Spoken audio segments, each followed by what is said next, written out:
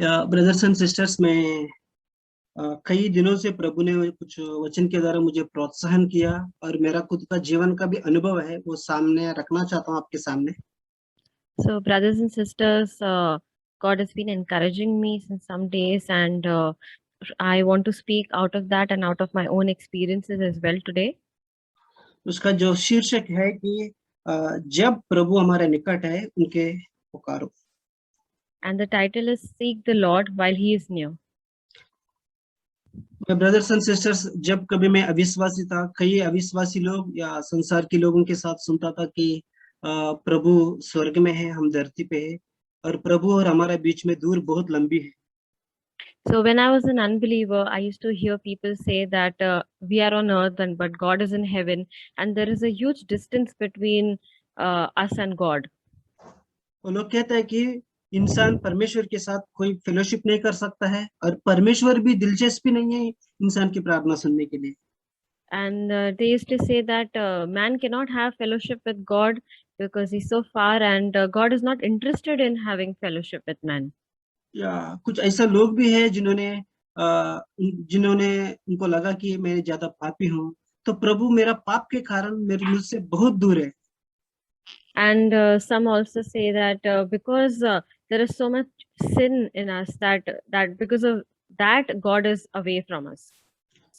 भाई और बहनों, मैं आपको प्रोत्साहन करना चाहता हूँ इस वचन के द्वारा। अगर आप संसार की लोग या अविश्वासी की लोगों की बातों में मन में लेंगे, आप जरूर निराश हो जाएंगे। So, brothers and sisters, I want to say that if we take heed to what the people of the world and the unbelievers have to say, then we will be discouraged. आइए हम इस वचन को पढ़ेंगे जो प्रभु ने मुझे प्रोत्साहन किया। मैं आशा रखता हूँ ये वचन आपको भी प्रोत्साहन करेंगे। And so let us read this verse, and God has encouraged me from this verse, and I hope it encourages you as well. या एशिया 55 छठवां वचन 55:6। This is from Isaiah 55, verse 6. मैं हिंदी में पढ़ना चाहता हूँ एक दो वचन, इसके बाद हिंदी में नियति सिस्टर पढ़ेगी। जब तक यहोवा मिल सकता है तब तक उसकी खोज में रहो, जब तक वह निकट है तब तक उसे पुकारो। Sister, can you read? Yes, brother. Seek the Lord while he may be found, call upon him while he is near.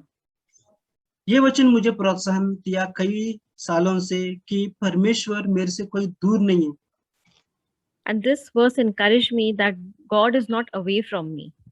इसलिए मैं कहता हूँ कि अगर आप संसार के लोगों के साथ अगर उनकी बातों पर जाएंगे, वो आपको जरूर निराश करेगा कि परमेश्वर आपसे बहुत दूर है करके। So if we take heed to what the world has to say, then we will be very discouraged that God is away from us. मैं ब्रदर्स एंड सिस्टर्स, अगर आप विश्वासी कहते हो या मैं विश्वासी अपने आप को कहता हूँ, आप विश्वासी हो, जरूर इस वचन को पढ़िए। प्रभु आपके बहुत करीब है। If you and I are believers, then we should definitely read this word and know that God is near us. या एक साधारण रीति से मत कहो कि मैं विश्वासी हूँ लेकिन मैं बाइबल के वचन के ऊपर विश्वास नहीं करता हूँ। Let us not casually say that we are believers, but we may not believe in what the Bible really says. अगर आप विश्वासी हो तो जरूर इस वचन पर विश्वास करना आवश्यक है कि परमेश्वर कितना नजदीक है आपके करीब। If we are believers, we need to truly believe in this verse that God is really near to us. या व्यवस्था विवरण 4:29-30 अगर खोलेंगे। In Deuteronomy 29, chapter 29, verse 30, right, brother? No, chapter 4, 29-30, sister. Chapter 4. Yeah, Deuteronomy chapter 4, verse 29. मैं पढ़ना चाहता हूँ। परंतु वहां भी यदि तुम अपनी परमेश्वर यहोवा को ढूंढोगी तो वह तुमको मिल जाएगा। शर्त यह है कि तुम अपने मन से और अपनी सारी प्राण से उसे ढूंढो। क्या sister? Yeah, Deuteronomy chapter 4, verse 29. But from there you will seek the Lord your God, and you will find him if you search for him with all your heart and all your soul. Brothers and sister, यहाँ पर एक शर्त लिखा है। वो शर्त क्या है? अपनी पूरी मन और लिखा है कि पूरे मन और सारी प्राण से उनको ढूंढना है। So, brothers and sisters, there's a condition over here, and the condition is that you search God with all your heart and with all your soul. कई बार हम प्रभु को ऐसे ही ढूंढते हैं कि एक हल्का से ढूंढ लेते हैं, और हम बाद में इल्जाम डालते हैं कि प्रभु मुझे नहीं मिला, प्रभु मेरा प्रार्थना नहीं सुना। Sometimes we may not really earnestly seek God, and then we may say that, oh, God did not hear my prayer, God did not answer me. या ब्रदर्स, अगर प्रभु आपको प्रार्थना का जवाब नहीं दिया या प्रभु आपको मिला नहीं है, मैं ब्रदर्स एंड सिस्टर्स, आपने अभी तक इस वचन को एक एक गंभीरता से नहीं लिया। जैसा वचन में लिखा है कि उसको यत्न से ढूंढना है। So, brothers and sisters, if this has happened with you, that God has not answered your prayers, then I want to say that you have not taken this verse seriously. जैसे कि अगर आपके पास एक 10 रुपए की नोट है, अगर रास्ते में जाते समय 10 रुपए की नोट आपके हाथों से गिर गया, कितने देर आप कोशिश करेंगे उस 10 रुपए के नोट को मिलने तक, वहां पर आप खड़ा रहकर उसको ढूंढेगा। So if you are carrying a 10 rupee note and you lost it on the way, you will spend so much time looking and searching for it.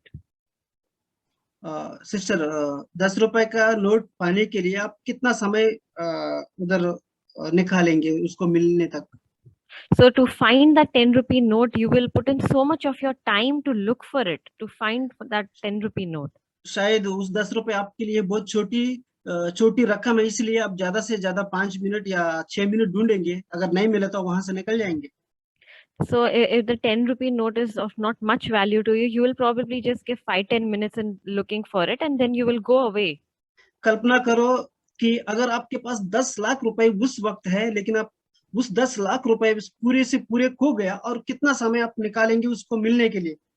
And imagine if you have lost 10 lakh rupees, how much more time will you give in to look for those 10 lakh rupees?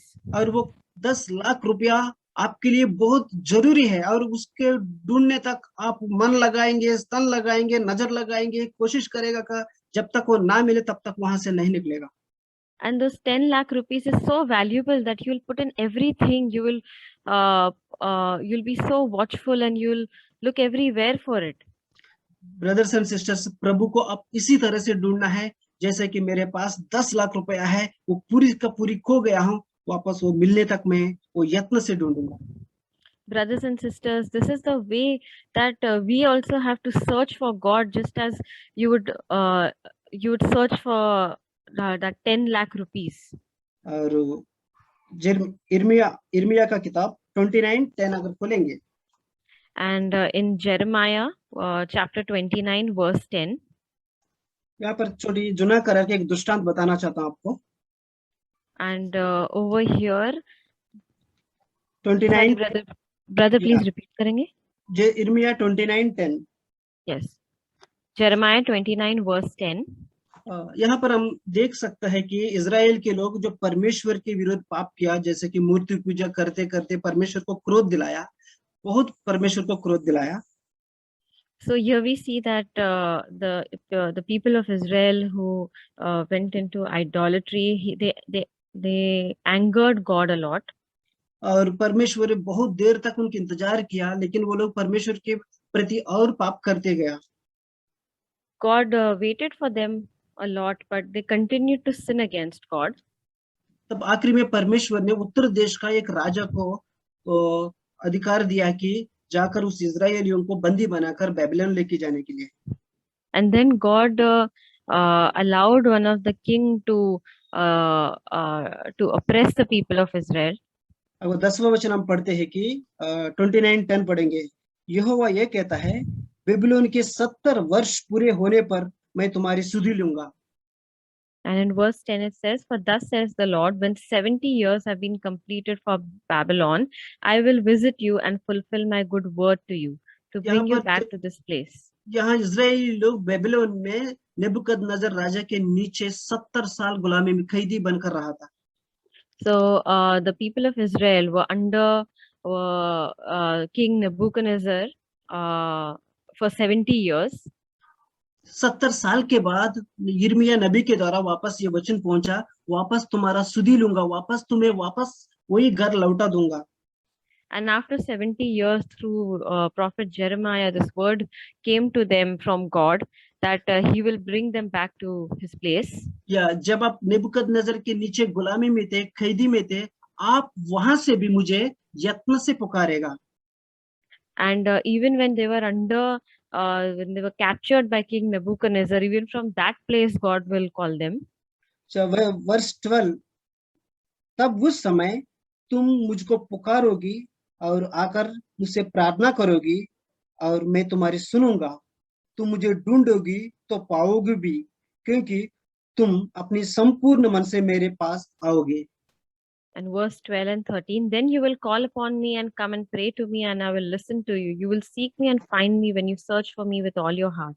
या यहाँ पर भी brothers and sister में कहना चाहता हूँ, यहाँ पर भी जब वो लोग गुलामी में थे, कैदी में थे और बहुत खतरनाक राजा के नीचे थे, तभी भी वो लोग अपना मन लगाकर प्रभु को ढूंढेंगे, तो प्रभु कहता है कि मैं वापस तुमको तुम्हारा उत्तर दूंगा, तुम्हारा सुधि लूंगा, तुम्हें वापस घर लौटाऊंगा। So, brothers and sisters, even in this case, when they were under King Nebuchadnezzar, when they were captured by King Nebuchadnezzar, God says that even then, if they had called upon him and prayed to him, even then God would have come to them. इस दृष्टांत में भी हम देख सकते हैं कि परमेश्वर लोगों के बहुत करीब है, ना कि दूर है। And even over here, we can see that God is near to them and He's not away.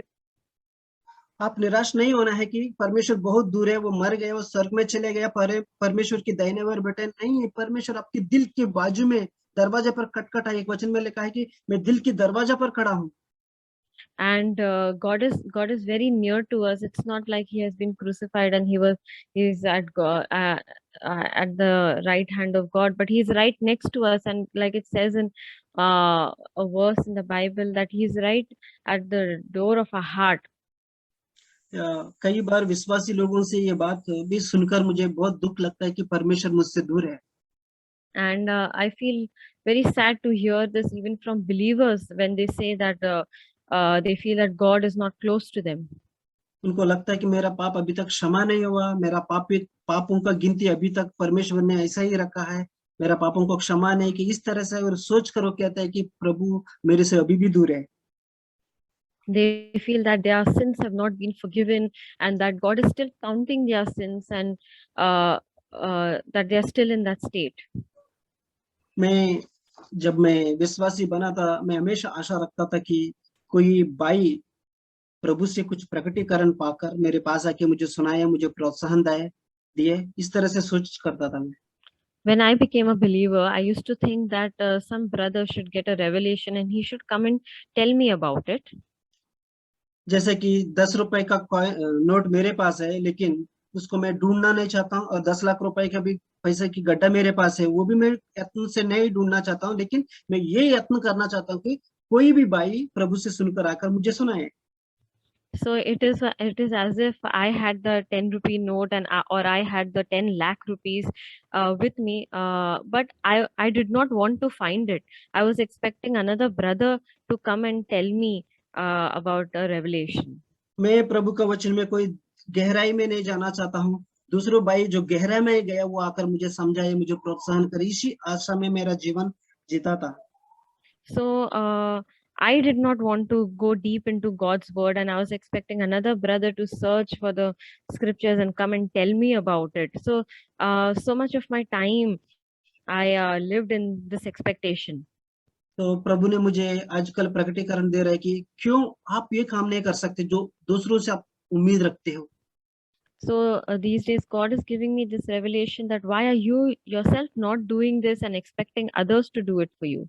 क्यों तुम परमेश्वर से खुद प्रकटीकरण नहीं पाना चाहते कि दूसरों के ऊपर क्यों निर्भर होते हो?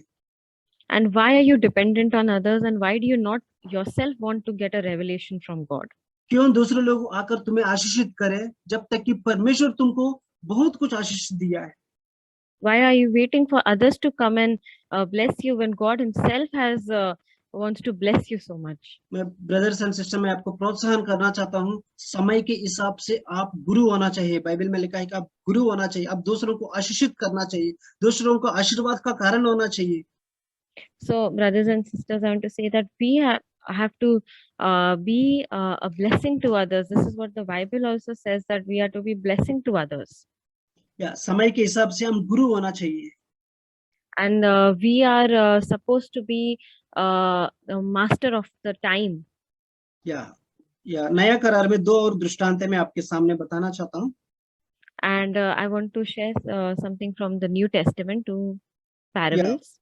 मैथ्यू 7:7 and 8 में एक दृष्टांत लिखा गया है. This is from Matthew chapter 7, verse 7. यहाँ पर एक लड़का अपना पिता के पास आकर वो कहता है कि पिताजी मुझे भूख लग रही है, मुझे एक रोटी दो. तो ऐसा कौन सा पिताजी है वो रोटी के बदले में उसको पत्थर देगा? And over here, a son comes to his father and asks for a loaf, and which father will give him a stone instead of a loaf? या ऐसा कोई भी पिता नहीं होगा जब पुत्र अगर भूख लगेगा तो रोटी मांगा तो उसको पत्थर देकर उसको भूख मिटाने के लिए कोशिश नहीं करेगा. There is no father who will give a stone to his son when he is hungry instead of giving him a loaf of bread. या 8 में लिखा है कि अगर आपने मछली मांगा, कोई ऐसा पिता नहीं होगा वो एक जहरीली सांप देकर उसको भूख मिटाएगा. So it says in verse 10, if he asks for a fish, he will not give him a snake, will he? या सो इसके नीचे लिखा है कि आप धरती में रहते हो, धरती के पिता होने के नाते आप बुरे होने के नाते अपने बच्चों को अच्छा चीज देना चाहते हो. And in verse 11, if you then being evil know how to give good gifts to your children, आगे लिखा है कि तुम्हारा परमेश्वर जो स्वर्ग में है तुम्हें अच्छा वस्तु क्यों नहीं देगा? how much more will your Father who is in heaven give what is good to those who ask him? My brothers and sister, परमेश्वर ना केवल आपके दिल की करीब है और वो ये भी देना चाहता है, आपको बेहतर चीज देना चाहता है. Brothers and sisters, not only is God close to you, near to you, but he also wants to give good to you. अगर आप मुझे पूछेंगे भाई जोसेफ, अगर आपने ऐसा कोई चीज बताओ, आपने प्रभु निकट है, आपने प्रभु से क्या पाया है? So if you were to ask me that, Brother Joseph, if God is near to you, then what have you received from God? ईमानदारी से प्रभु के लोग मैं कहता हूँ कि मैंने प्रभु से कुछ ऐसा चीज मांगा, मैंने पाया भी है. So I honestly want to say that if I have asked something from God, he has given to me. एक एग्जाम्पल है, जैसे कि मेरा शादी से पहले मेरा माँ बाप एक अविश्वासी के साथ मेरा जीवन जोड़ना चाहता था. For example, before my marriage, my parents wanted me to get married to an unbeliever. और ये एक परमेश्वर के विपरीत में वो लोग शादी करना चाहते थे, जैसे कि दौरी लाखों में डिमांड करके मैं शादी करना चाहता था. And the way they wanted to do the wedding was against the manner of God, like they were expecting dowry in lakhs of rupees. मैं प्रभु से प्रार्थना किया, प्रभु अगर आप मेरे करीब है, मुझे ऐसा स्त्री को मेरे सामने लाओ जो आपके आदर करती है, जो आपकी बाई मानती है, मेरे जीवन साथी बनने के लिए. So at that point of time, I prayed to God that Lord, bring that person, that woman before me who honors you and who fears you. मैं इन सारी दौरी सिस्टम, संसार के सिस्टम से दूर रहना चाहता हूँ. भले लोग मुझे नाकारे, भले मुझे कुछ भी टुकड़ाए, लेकिन मैं आपके आदर करना चाहता हूँ. मुझे ऐसा स्त्री को विवाह करना चाहता हूँ जो आपके आदर करती है. And I want to be away from this entire dowry system, and even if this means that people will reject me. या आज आप सभी लोग आप देख सकते हैं कि मेरे पास जो प्रभु के द्वारा पाया हुआ वो तोहफा क्या है. And today, all of you brothers and sisters can see that what is the gift that I have received. यहाँ पर जैसे कि मैथ्यू 7 में मैं कहा कि परमेश्वर सिर्फ सिर्फ सिर्फ आपके दिल की करीबी नहीं है, लेकिन वो कहता है मैं बहुत बेहतर चीज आपको देना चाहता हूँ. And like what we read in Matthew 7, that God is not only near to you, but he also wants to give the best to you. तो प्रभु, मैं भाई और बहनों, प्रभु से ऐसा चीज मांगो कि प्रभु मुझे बेहतर चीज चाहिए, जरूर प्रभु आपको बेहतर चीज ही देगा. So brothers and sisters, ask God for the good gifts and he will definitely give it to you. लेकिन उससे पहले आप ये जानो कि उससे भी बेहतर चीजें, जैसे कि आपके पास पति है, घर है, बाइक है, गाड़ी है, उससे सांसारिक चीजों से भी बेहतर चीज प्रभु आपको मुफ्त में देना चाहता है. But do remember that you may have a husband, house, every other thing, but there is something more which God wants to give you. क्या आपने कब प्रभु से ये पूछा, प्रभु मुझे पवित्र आत्मा चाहिए? Have you ever asked God that, God, I want the Holy Spirit? बिना कीमत से प्रभु आपको मुफ्त में देना चाहता है. क्या ये बेहतर नहीं आपके लिए? And this is something which God freely wants to give to you. Isn't this good for you? क्या आपकी अनेक पापों को प्रभु एक क्षण में क्षमा कर देते हैं बिना कीमत से? क्या आपके लिए और मेरे लिए ये बेहतर नहीं है? uh, uh, thousands of sins God has forgiven in a moment, and He's freely forgiven. So, isn't this good for us? वो आपको धर्मी बनाना चाहता है बिना कीमत से। ये आपके लिए और मेरे लिए कोई अच्छा चीज नहीं है? He wants to make us righteous without any cost. Isn't that good for us? मैं ब्रदर्स एंड सिस्टर्स, बाइबल में बहुत सारा भक्तिमय लोग प्रभु से अच्छा चीज पाया है, मांग कर प्रभु को, ये जानते हुए कि प्रभु उनकी दिल की करीब है। Brothers and sisters, in the Bible, we know many godly people have received many good things from God. और एक पैराबल छोटा बोल के मैं खत्म करना चाहता हूँ। Look 18:1। And another parable I want to share from Luke 18 verse 1. यहाँ पर हम एक विधवा स्त्री को देखते हैं। And over here we see a widow. और उस एक शहर में एक न्यायी एक राजा रहता था। And there was a judge in the city. और हमेशा इस विधवा उस न्यायी के पास जाकर उसकी दरवाजा खटखटाता कि मुझे कोई सता रहे, मुझे न्याय चुका दो। And she kept going to the judge and asking for legal protection from her opponent. और कल्पना करो कि ये विधवा की जगह पे आप अपने आप को रखो। And imagine yourself in the place of that widow. मैं एक विश्वासी जोसेफ हूँ, जाकर एक जो राजा के पास जाकर बार बार दरवाजा खटखटा रहा हूँ, जो धरती का है। And again and again I'm going to a person of the earth, a judge who's of the earth. मैं उसको कंटाल होने की जैसा बार बार जाकर उसकी दरवाजा खटखटा रहा हूँ। And I'm continuously going and knocking at this judge's door relentlessly. या लूक 18 उस आगे पढ़ेंगे, वो जज जो था वो ना परमेश्वर से डरता था ना लोगों की भय रखता था। And we read ahead that this judge was a very unrighteous judge, and he did not fear God. और ऐसा जो न्यायी है, लेकिन इस विधवा की जो परिश्रम देखकर वो कंटाल होकर एक दिन कहता है कि नहीं, ये विधवा मुझे बहुत सता रहे, मेरा दम तोड़ रहे, मैं इसको न्याय चुकाकर उसको ये मैटर खत्म कर दूंगा।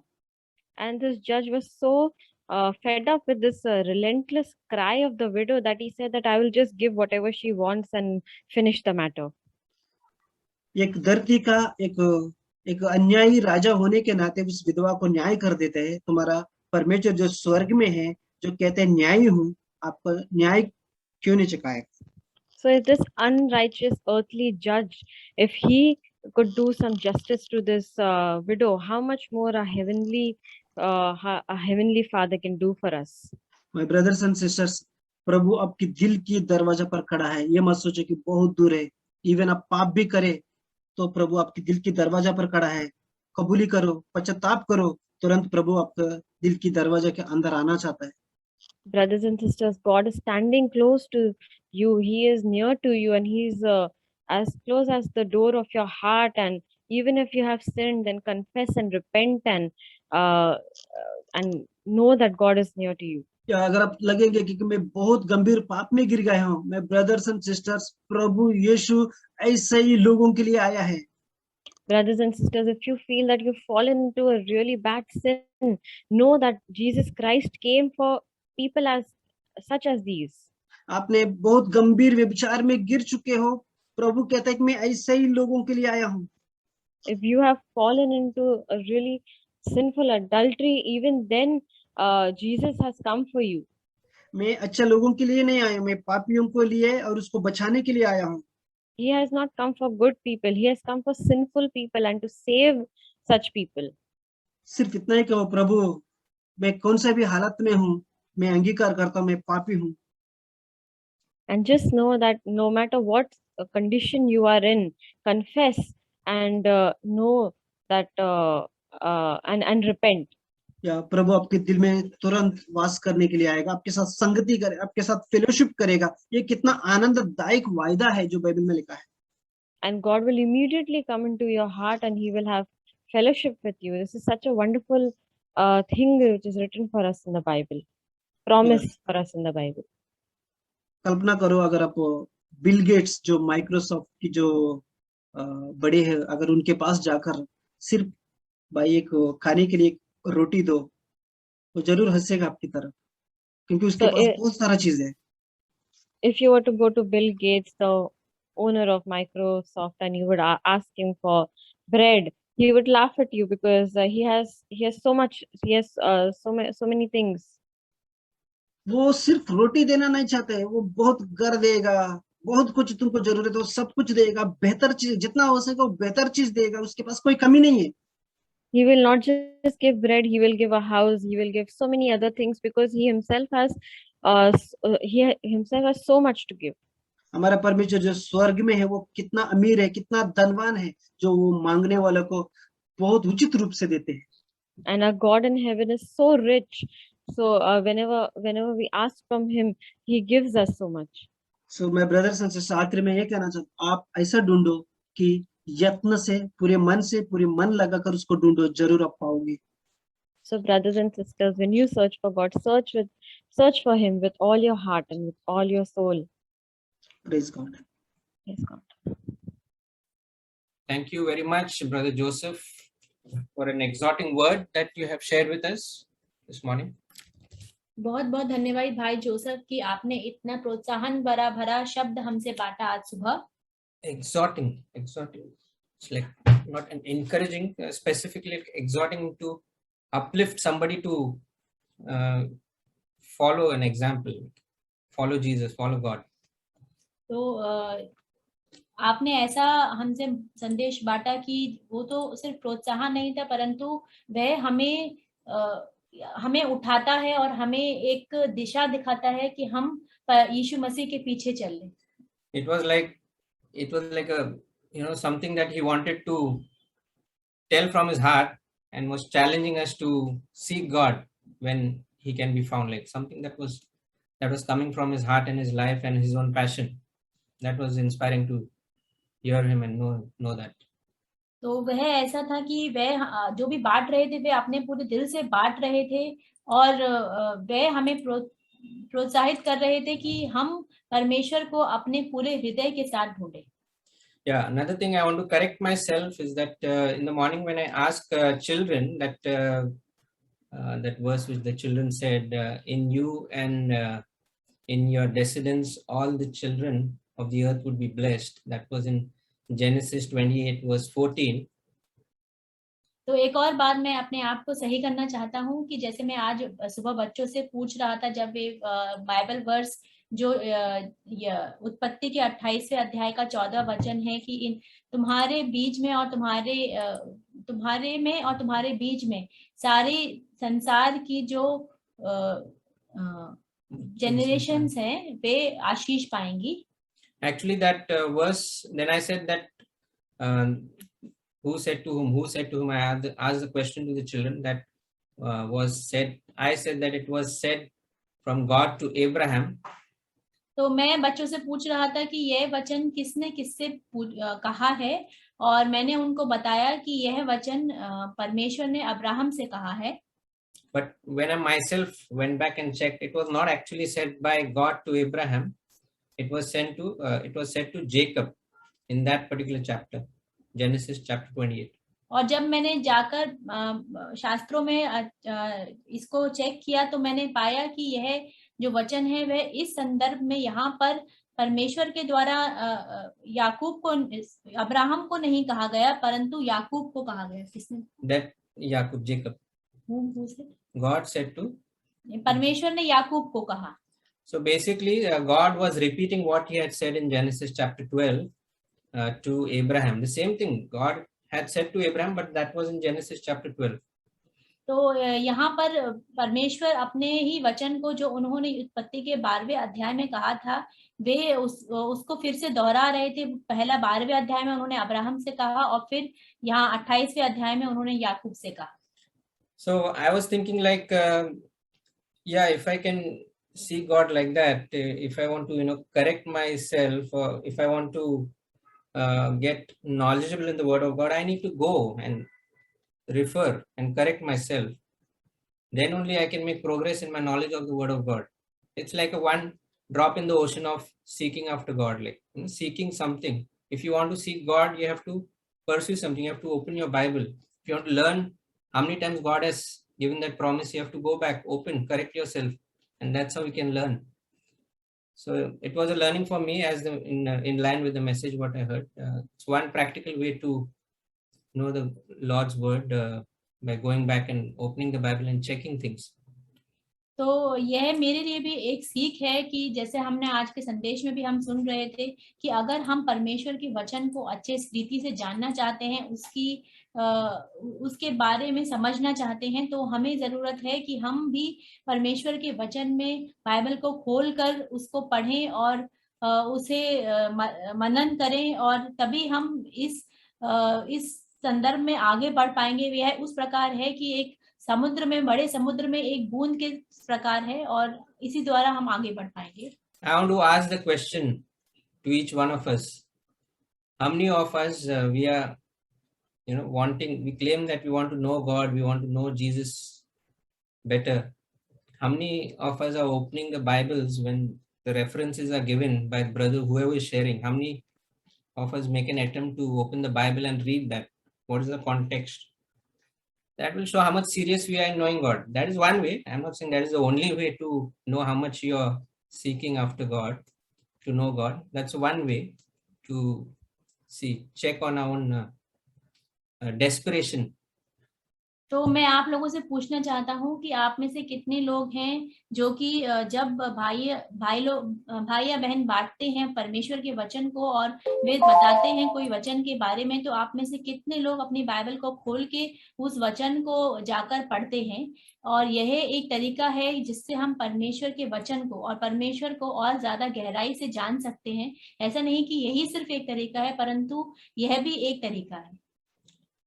Yeah, so let's look to the Lord, and may the Lord help us and to seek him after him, seek to find him in another way, in special way, that our life will be changed, our life will be different. It will not be the same level. Let's grow.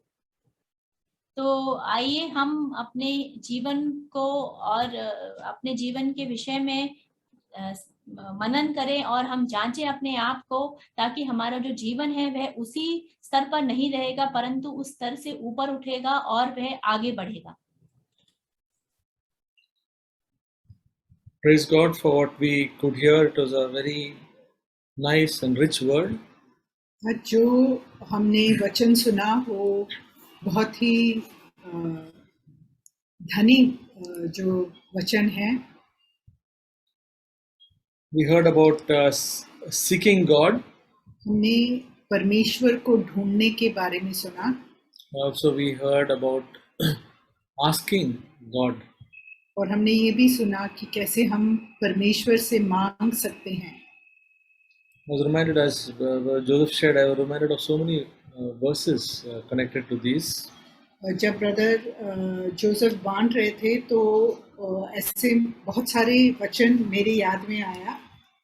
Acts chapter 17 verse 27. प्रेरितों का पुस्तक 17 अध्याय और उसका 27 वचन। Apostle Paul was telling that they should seek God if perhaps they might grope for him and find him, though he is not far from each one of us. कि वे परमेश्वर को ढूंढे, कदाचित उसे टटोल कर पाएं, तो भी वह हम में से किसी से दूर नहीं। So this is one thing we have to continuously do, even as his children, is to seek him in our life. तो ये बहुत ही जरूरी है कि हम सब जो है व्यक्तिगत रूप से हम परमेश्वर को ढूंढें। And one of the ways we can seek God is by spending time with him in prayer. तो और एक जो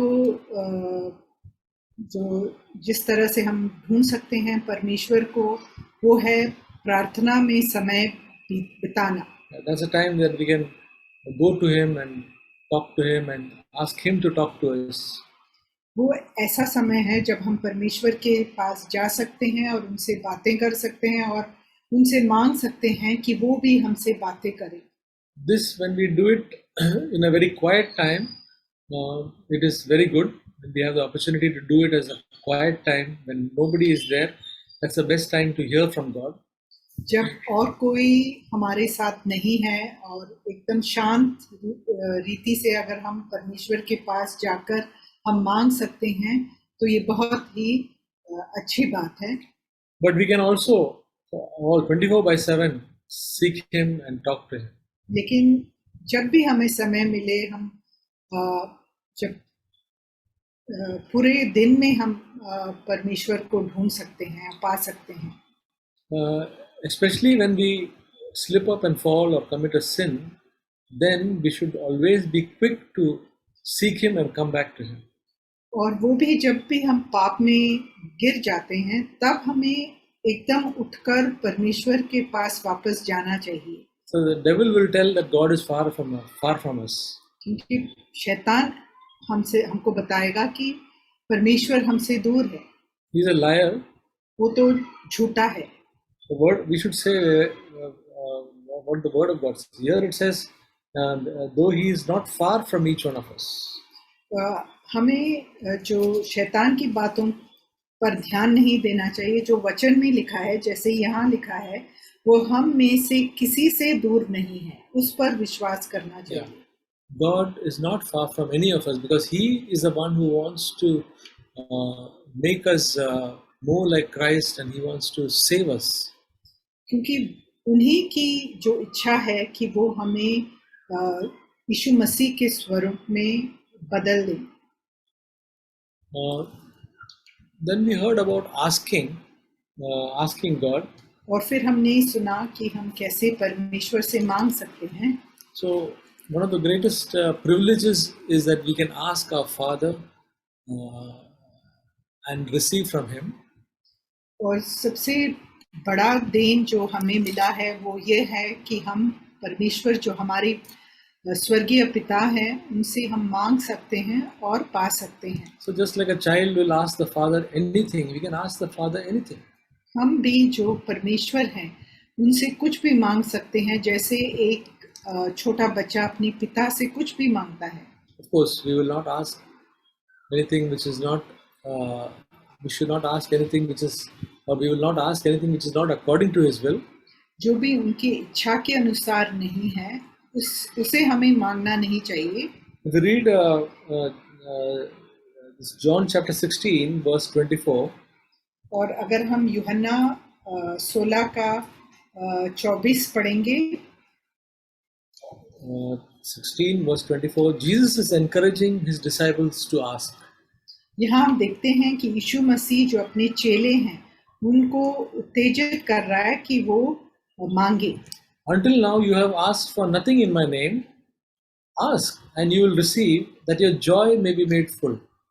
अब तक तुमने मेरे नाम से कुछ नहीं मांगा, मांगो तो पाओगे ताकि तुम्हारा आनंद पूरा हो जाए. So Jesus is encouraging, and He's encouraging us also as His disciples to always keep on asking the Father. तो यीशु मसीह जो हैं वो अपने चेलों से कह रहे हैं, जो हम भी हैं, कि हमें हमेशा जो है परमेश्वर से मांगते रहना चाहिए. Our Father has got abundance. हमारे पिता के पास तो बहुत ज्यादा जो भी हमें चाहिए वो है. He has got many children. उन्हें बहुत सारे बच्चे हैं उनके. And He is able to supply everybody's needs. लेकिन वो सबकी जरूरतों को पूरा करने के लिए योग्य है. And so when we ask Him, we also get the joy of when He answers us. तो जब भी हम मांगते हैं तो हमें जब हमारा जो इच्छा है वो पूरा होता है तो उसका आनंद भी हमें साथ साथ में मिलता है. There's another wonderful verse in Isaiah chapter 55. और यशाया का 55 अध्याय में एक वचन है. It's about brother was telling about buying without money. जहाँ बिना पैसे के खरीदने के बारे में लिखा है. So there are wonderful things which can be bought without money. कुछ ऐसे अद्भुत बातें हैं जो हमें मुफ्त में या बिना पैसा के मिल सकता है। The precious blood of Christ cannot be bought with money. जो परमेश्वर का जो श्रेष्ठ लहू है, उससे हम पैसे से नहीं खरीद सकते। The Holy Spirit cannot be bought with money. जो पवित्र आत्मा है, उसे हम जो है पैसे से नहीं पा सकते। The anointing of the Holy Spirit cannot be bought with money. जो पवित्र आत्मा का जो अभिषेक है, उसे भी हम पैसे से नहीं पा सकते। There was one person by the name Simon, the magician. He became a believer, but he thought he could buy the anointing by money. But Peter said, "You can never do that." तो एक प्रेरितों के पुस्तक में एक ऐसे व्यक्ति के बारे में लिखा है जो जादूगर था, जो मसीह में आ गया और उसने ऐसे सोचा कि उसे जो अभिषेक है वो पैसे के द्वारा मिलेगा। लेकिन हम देखते हैं कि वहाँ प्रेरित पत्रस ने उन्हें डांटा और उन्हें बताया कि ऐसा नहीं हो सकता है। So the precious and eternal things cannot be bought with money. जो बहुमूल्य चीजें हैं, जो अनंत काल की चीजें हैं, ये जो है पैसे से नहीं मिलता हमें। Okay, Isaiah chapter 55 verse 1 and 2. यशाया 55 का पहला और दूसरा वचन। Ho everyone who thirsts, come to the waters, and you who have no money, come buy and eat. Come buy wine and milk without money and without cost. Why do you spend money for what is not bread, and your wages for that which does not satisfy? Listen carefully to me and eat what is good and delight yourself in abundance. अहो सब प्यासे लोगों, पानी के पास आओ, और जिनके पास रुपया ना हो, तुम भी आकर मोल लो और खाओ। दाख मधु और दूध बिन रुपये और बिना दाम की आकर ले लो। जो भोजन वस्तु नहीं है, उसके लिए तुम क्यों रुपया लगाते हो, और जिससे पेट नहीं भरता, उसके लिए क्यों परिश्रम करते हो। मेरी और मन लगाकर सुनो, तब उत्तम वस्तुएं खाने पाओगे और चिकनी चिकनी वस्तुएं खाकर संतुष्ट हो जाओगे। So, brothers and sisters, let us seek the Lord while He is found, while He is near, and while He may be found. And let us seek Him and ask for the things that really satisfy, that is eternal life, that is the Lord Jesus Christ, the pearl of great price, that we will have more and more of Him in our life. तो हम ऐसी चीज़ों को मांगे जो अनंत है, और हम जो ऐसी चीज़ें हैं जो हमें संतुष्ट नहीं करता, ऐसी चीज़ों के पीछे ना भागें, लेकिन परमेश्वर की जो अनंत बातें हैं उनके पीछे हम भागें, जो हमें पूरी तरह संतुष्टि दे सकता है। Amen. Brother, I've been sometimes when I waver and when I read the Bible, I read a part of it every day. But my main psalm that I always go back to, Psalm number 37. And that it says there, if you go to verse 4, it says, delight yourself in the Lord, and He will give you the desires of your heart. तो भाइयों, मैं आपसे बांटना चाहता हूँ कि मैं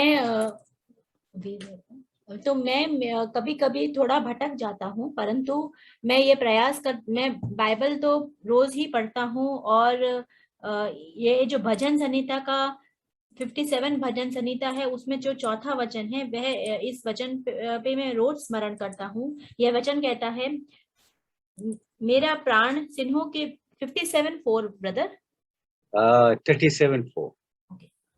जो भजन संहिता 37 है, उसका चौथा वचन है, वह मैं रोज ही पढ़ता हूँ, और वह वचन कहता है कि यहोवा को अपने सुख का मूल जान, और वह तेरे मनोरथों को पूरा करेगा। Commit your way to the Lord, trust in Him, and He will act. अपने मार्ग की चिंता यहोवा पर छोड़ और उस पर भरोसा रख, वही पूरा करेगा। In verse 7 it says, be still before the Lord and wait patiently for Him. और वचन 7 जो है वह कहता है, यहोवा के सामने चुपचाप रहे और धीरज से उसका आसरा रख. Though I read this every day I'm impatient because I keep looking forward and wanting things to happen. और यहाँ तक कि मैं इस वचन को रोज पढ़ता हूँ, परंतु रोज ही मैं धीरज अपना खो देता हूँ, क्योंकि मैं मेरे हिसाब से चीजें देखना चाहता हूँ.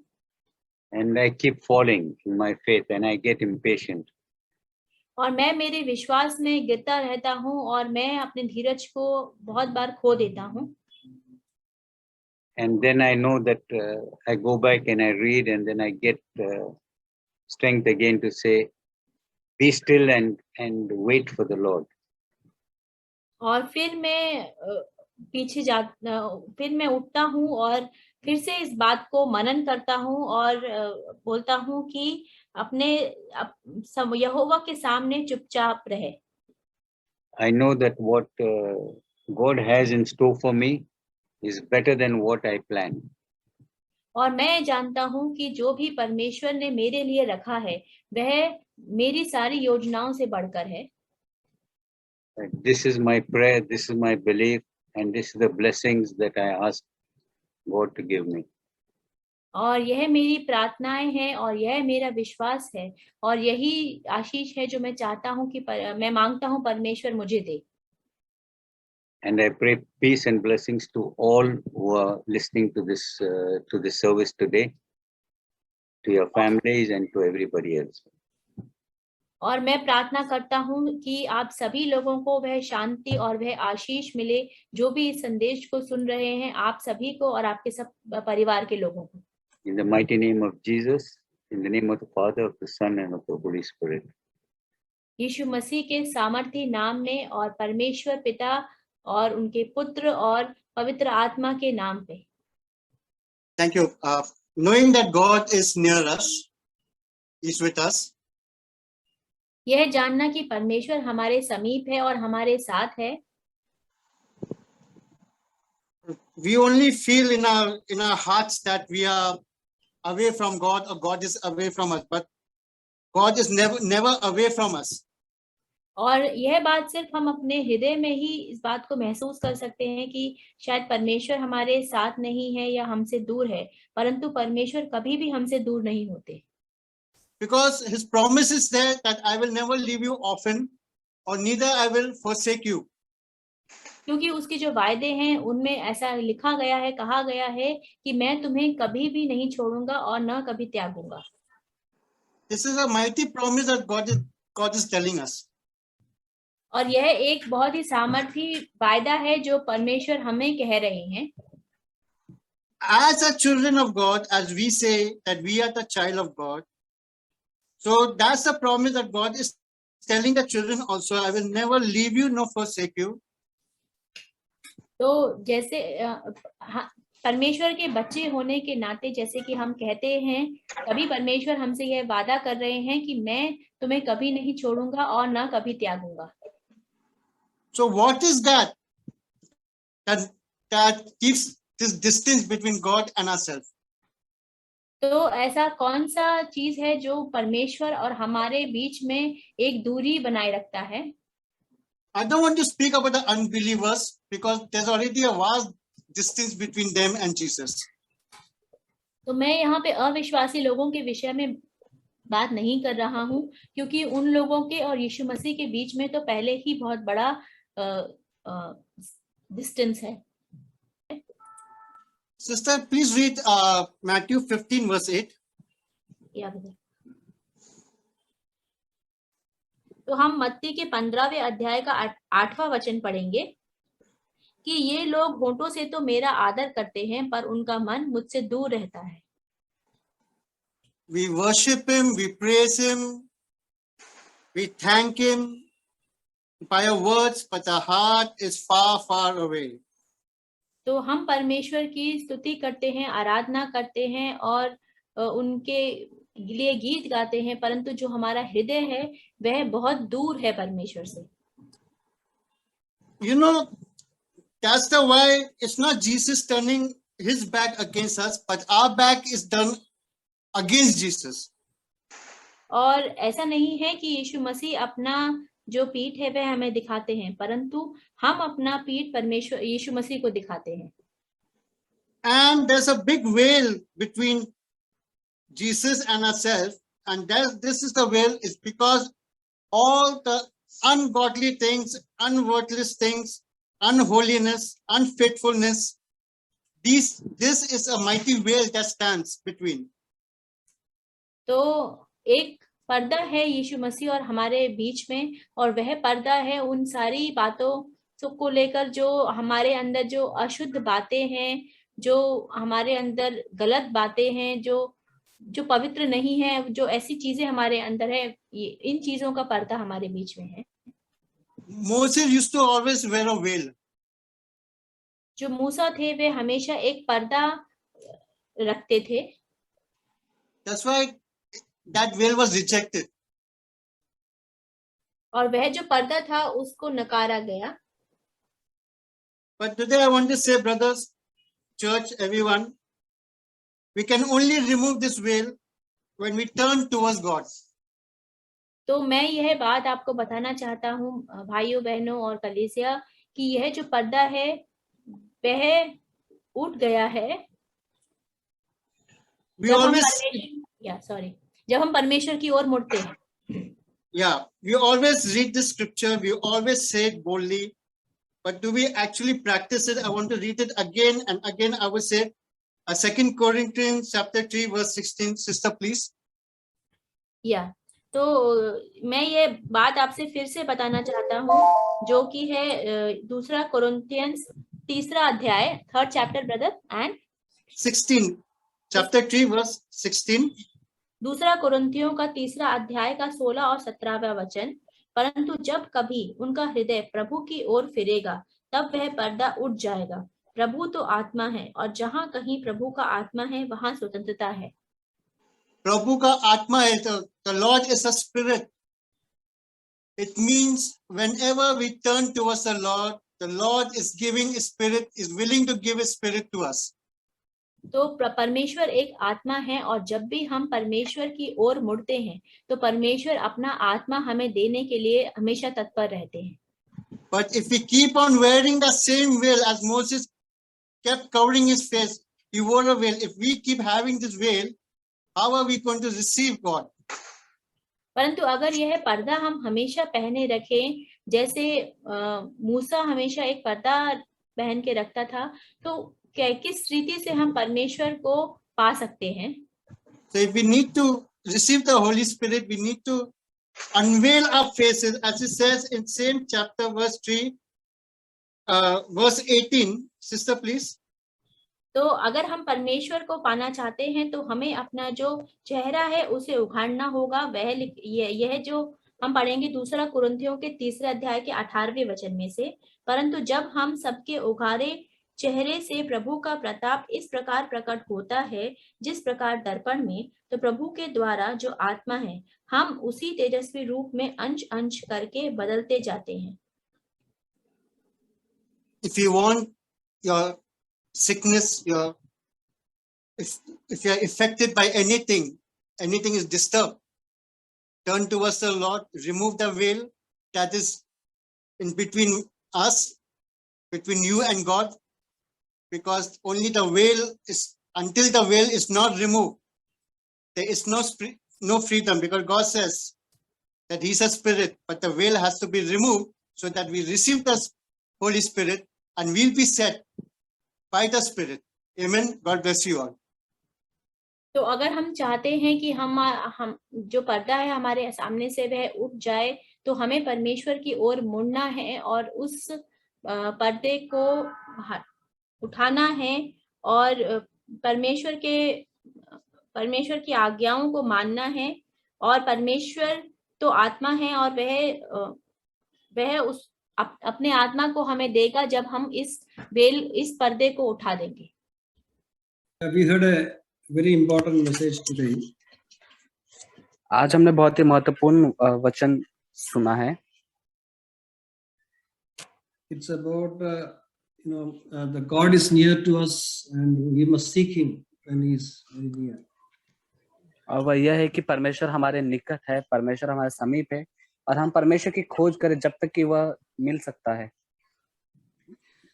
So that's all. Also, brother said it very clearly that whether we seek or not, how serious we are seeking, is all depending on how much we value this God.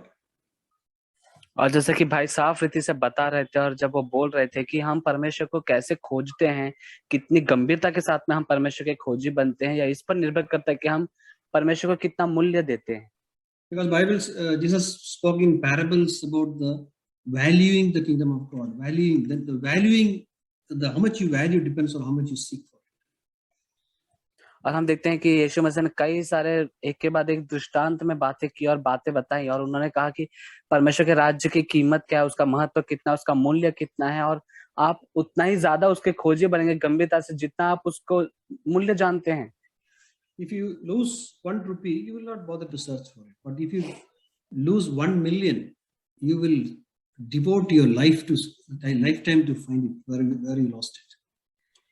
यदि आपसे 1 रुपए का जो सिक्का है वह खोजा तो आप उसके बारे में सोचेंगे भी नहीं और उसके लिए खोजेंगे भी नहीं। लेकिन यदि आपका 10 लाख रुपए खो जाए तो आप पूरा जीवन लगा देंगे और उसे खोजने में।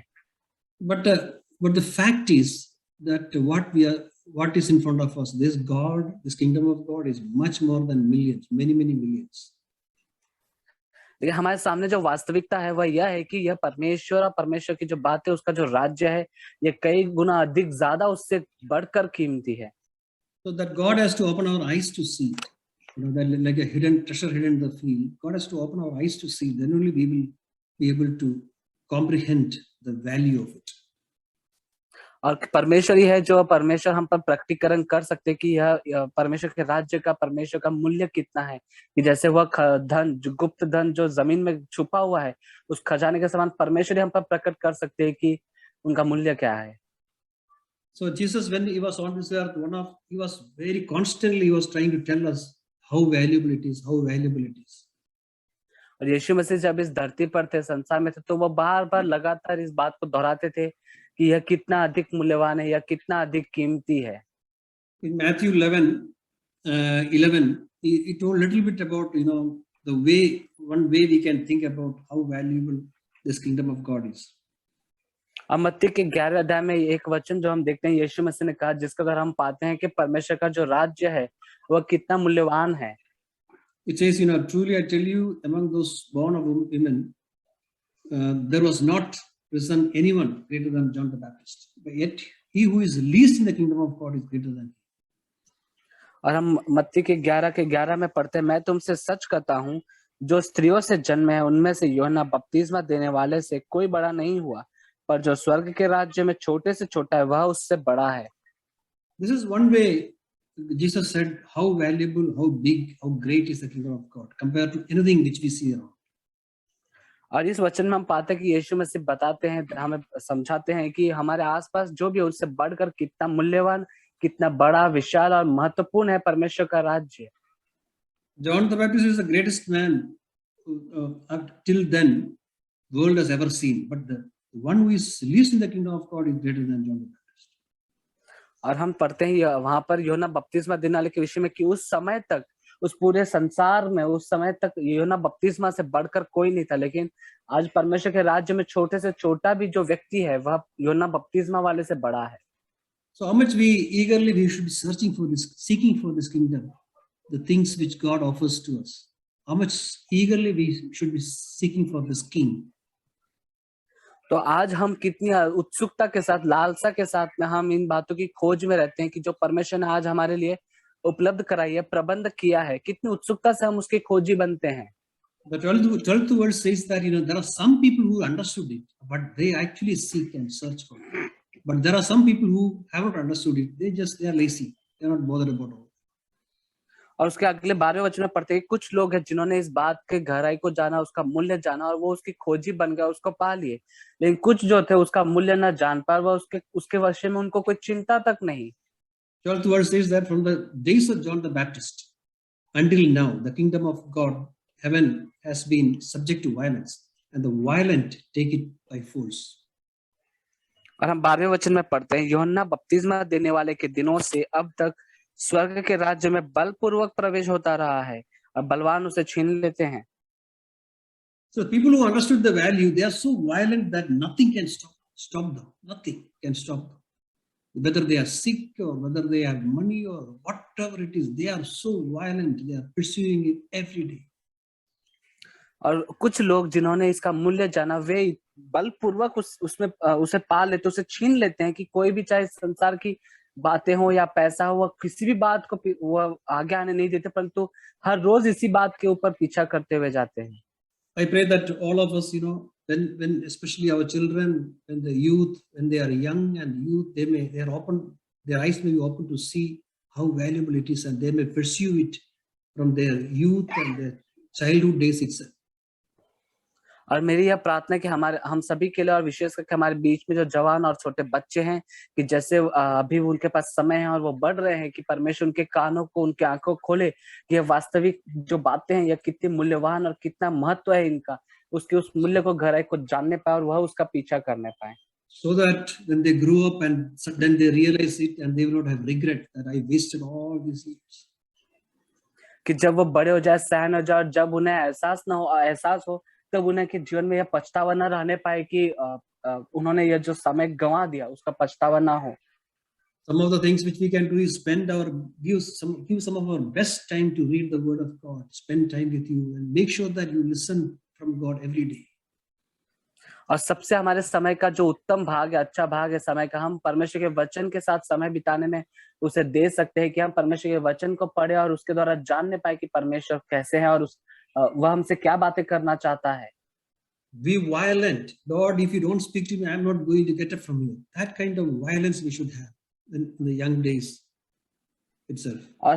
और परमेश्वर से कहे कि परमेश्वर, मुझे बलपूर्वक, मुझे आपसे चाहिए, मैं छीनना चाहता हूँ, आपके वचन से मुझे दीजिए। We read about an old lady, I think 84 years or something, Hannah in Luke. और हम लगभग 84 वर्ष की एक बूढ़ी स्त्री के विषय में, जिसका नाम हन्ना है, लूका के सुसमाचार में पढ़ते हैं। She was so desperate to see the appearance of the Lord, God's appearance of the Lord Jesus Christ, that she stayed in the temple. She did not even go out of the temple. She refused to go. She lived there. She prayed there. She spent there time, so that she will get a opportunity to see the appearance of the King. When Christ comes on this earth, she will be the person to see him first.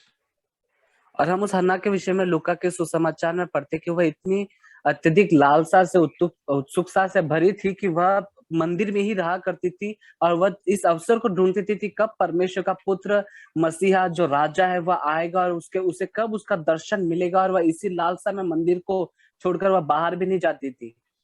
That's a kind of eagerness and violent nature to grab this. We should all should have.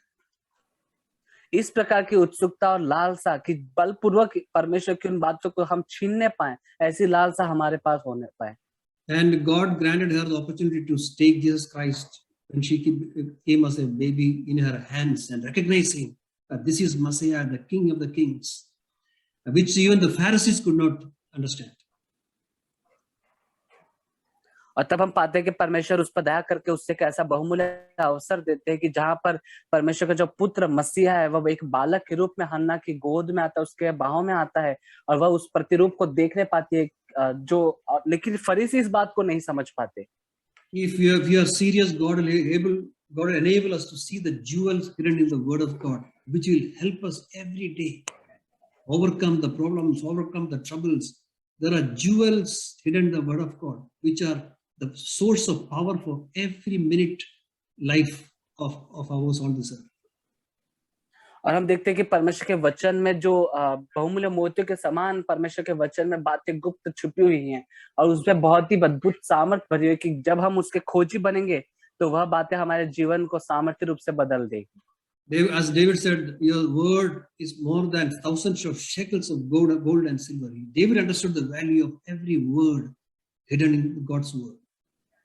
और हम पढ़ते हैं जैसे दाऊद कहता है कि परमेश्वर के वचन का मूल्य हजारों किलो शेकल के चांदी के जो शेकल होते हैं, सिक्के होते हैं, उनसे भी कई गुना ज्यादा बढ़कर उसका मूल्य है। दाऊद ने उसका मूल्य जाना। Pray that God will open our eyes, especially our children, our young people. God may open their eyes to devote their life to seek this, so that they will not have regret when they are old. और हम आइए हम प्रार्थना करें कि विशेष करके हमारे बच्चे और हमारे बीच में जवान है उनके लिए कि वो अपने इस जीवन को परमेश्वर और उसके वचन के खोजी होने में, उसको खोजने में खर्च करें कि जब वे बड़े हो जाए तब उन्हें पछतावा ना हो. I want to thank God for today's word. Seeking God when He may be found. God is omnipresent. Then why do we need to seek Him? What does it mean that we have to seek Him when He may be found? तो मैं परमेश्वर का बहुत बहुत धन्यवाद देती हूँ आज के वचन के लिए. और जैसा कि वचन का शीर्षक है कि परमेश्वर को खोजो जब तक वह तुम्हारे निकट है. तो हमें परमेश्वर जब सभी जगह पर उपस्थित है तो हमें ऐसा जरूरत क्यों है कि हम उसे खोजें. Jesus also said, seek and you shall seek God's kingdom.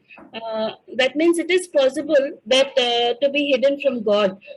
Like when Adam and Eve sinned in the Garden of Eden, and evening when God came, God was looking for Adam, and God was asking Adam, where are you? तो यीशु मसीह ने भी कहा है कि परमेश्वर के राज्य को खोजो. तो इसका मतलब है कि ऐसा संभव है कि हम परमेश्वर से छुप जाएं. जैसे कि हमने उत्पत्ति की किताब में पढ़ा है कि आदम और हवा ने जब पाप किया तो वे परमेश्वर से छुप गए, और जब परमेश्वर संध्या काल में आए तो वे आदम और हवा को खोज रहे थे. So this is a type of where Adam was hidden because of his sin.